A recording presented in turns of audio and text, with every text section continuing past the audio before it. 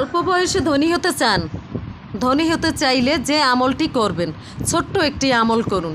আল্লাহ পাক রাব্বুল আলামিন আপনাকে ধনী বানিয়ে দেবে হালালভাবে।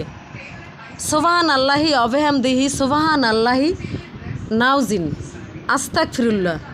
আবারও বলছি, অল্প বয়সে ধনী হতে চান? ধনী হতে চাইলে যে আমলটি করবেন, ছোট্ট একটি আমল করুন।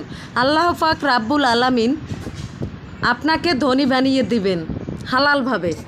সুবহান আল্লাহি অবেহামদিহি সুবহান আল্লাহি নাউজিন আস্তাগফিরুল্লাহ।